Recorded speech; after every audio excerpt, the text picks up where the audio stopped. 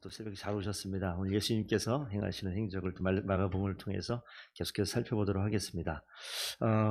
어제 읽은 본문까지 말씀 보시게 되면 예수님께서 제일 먼저 사역하신 장소는 가버나움의 회당으로 마가복음에 나타나 있습니다.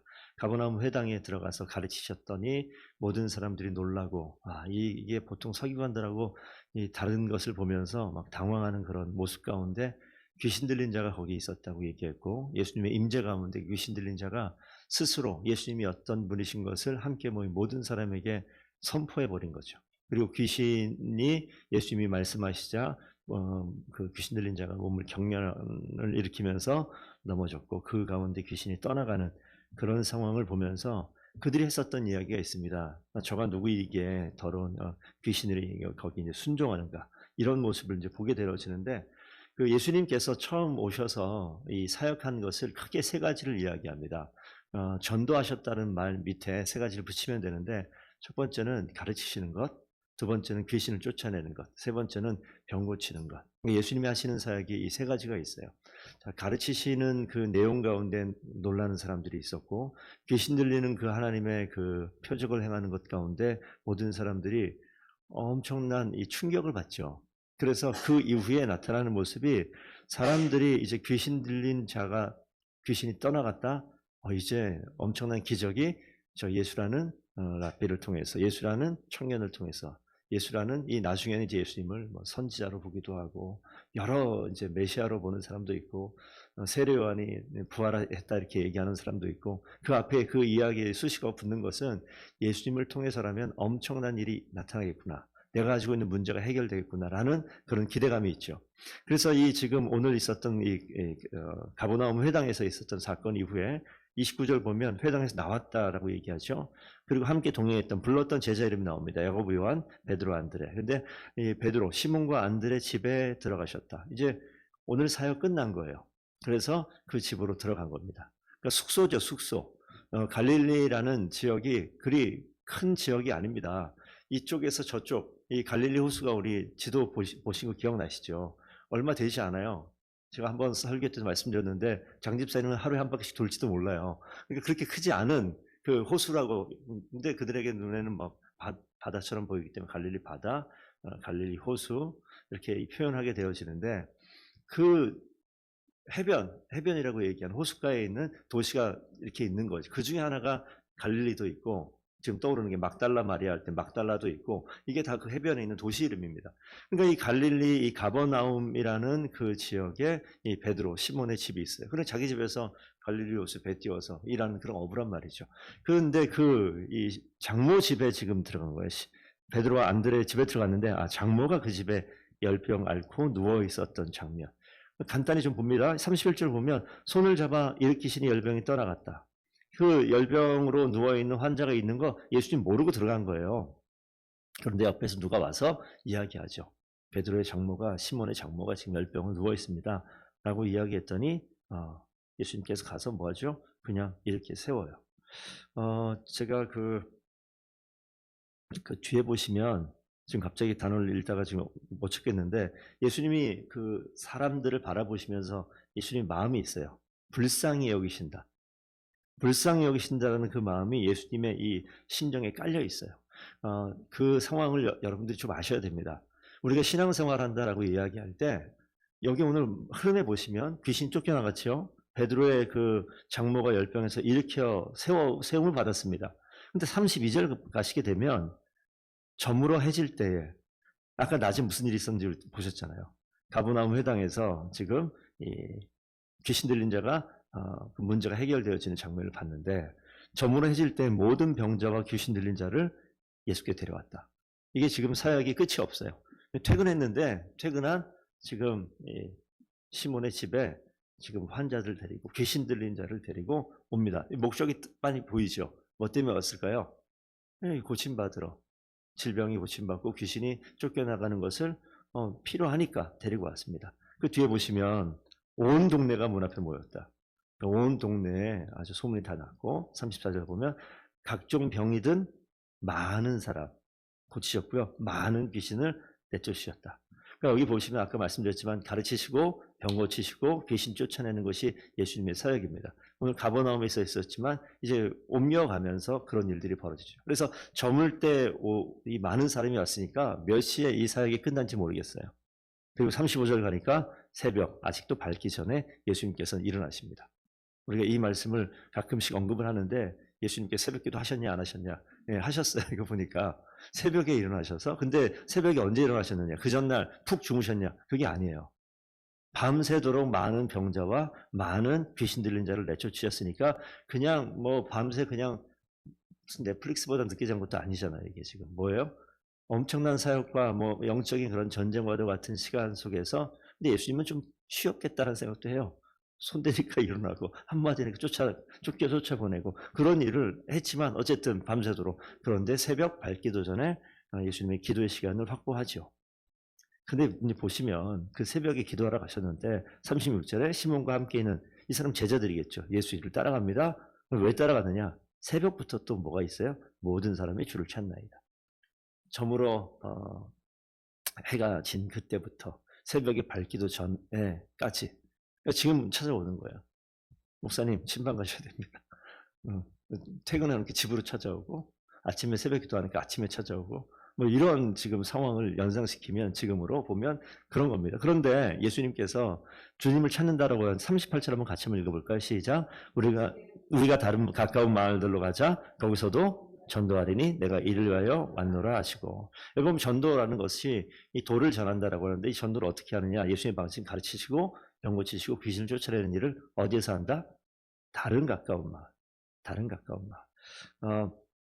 예수님은 어떤 특정한 사람들에게 필요한 것이 아니라 다른 사람들, 모든 사람들에게 필요하신 분이세요.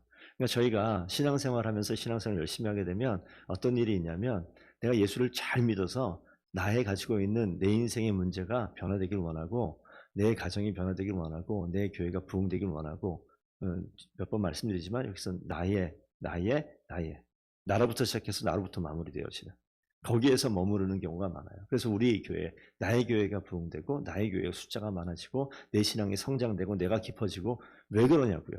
내가 고침받고 내 귀신이 떠나가고 내가 감동을 받고 말씀으로 도전받고 왜 그러냐고요. 예수님은요. 거기에 머물지 않고 가까운 다른 마을로 가시기를 원하시는 거예요. 하나님의 말씀이 전해지길 원합니다. 그러니까 내가 더 성숙하고 내가 하나님의 은혜가 충만하면 주님이 원하시는 것은 이것이 나에게 머무는 것이 아니라 흘러가는 걸 원하시는 거예요.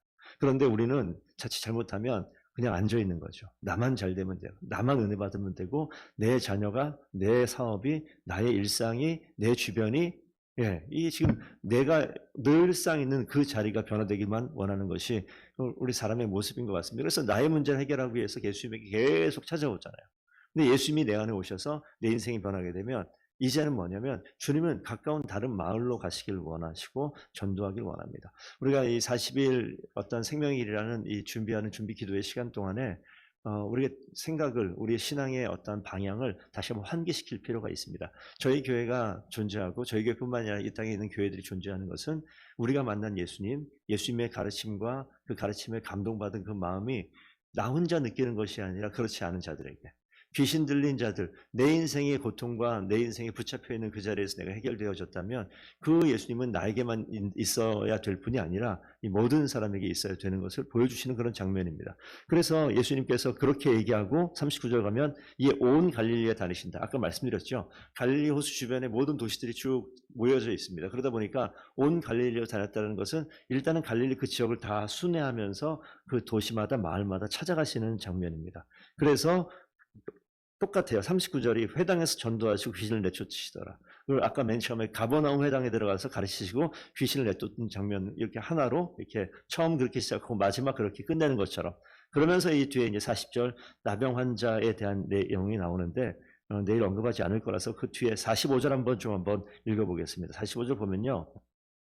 이 사람에게 거기는 이제 봤습니다. 41절 보면 예수께서 불쌍히 여기사라는 말이 있어요. 예수님의 심정이 이런 심정입니다. 그래서 어떤 사람 우리 성도들 보시게 되면 마음이 참 따뜻한 분들이 계세요.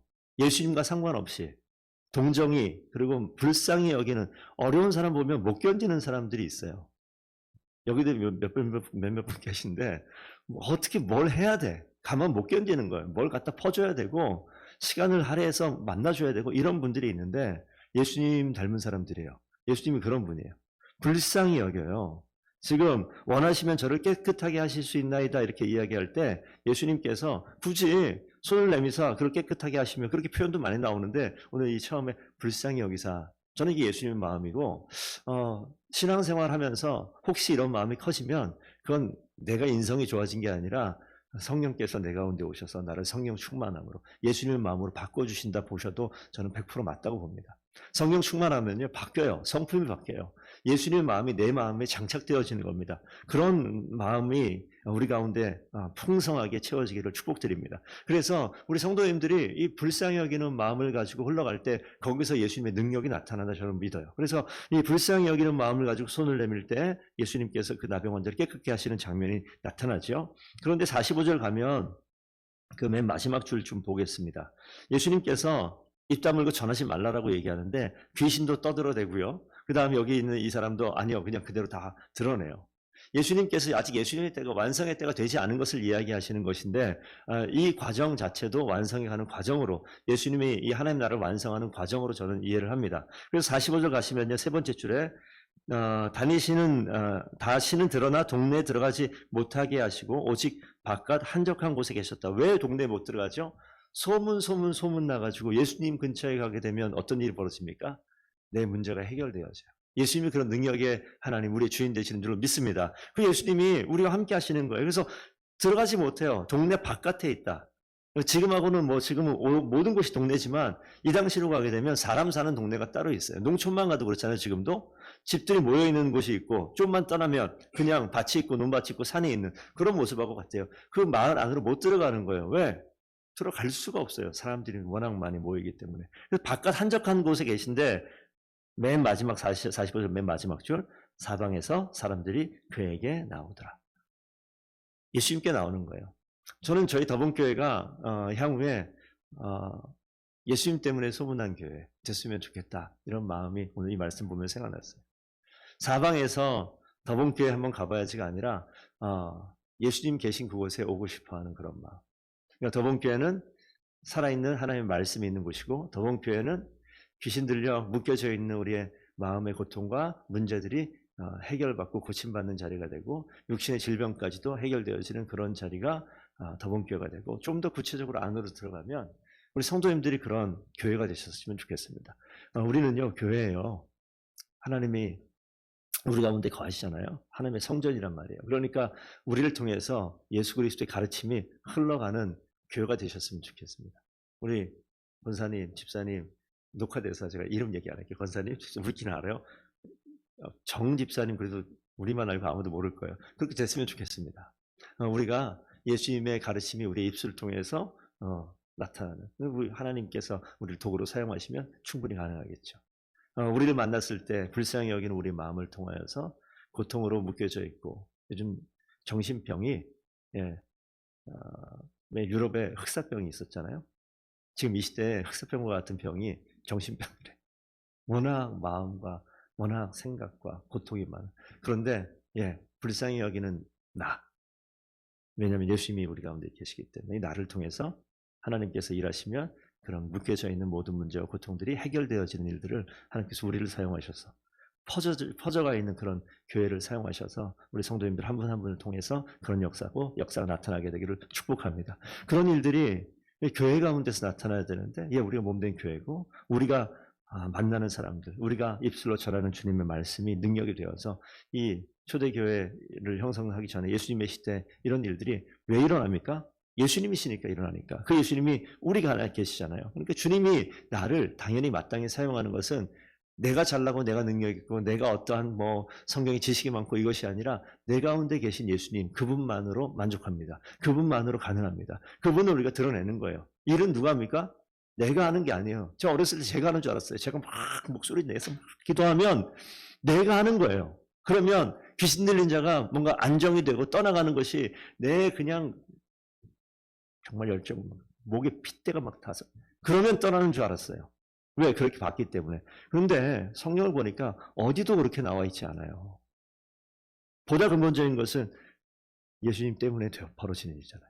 하나님이신 그분 때문에 나타나는 일들이잖아요. 그래서 내 안에 주님이 깊이 경험되어지고 내 안에 주님께서 동행하시면 그게 누구라도 주님 때문에 그런 놀라운 일들이 나타나게 되는 것을 우리가 분명히 기억하셔야 됩니다. 그렇다면 누가 일합니까? 누구라도 일하는 거예요. 누구 때문에? 예수님 때문에.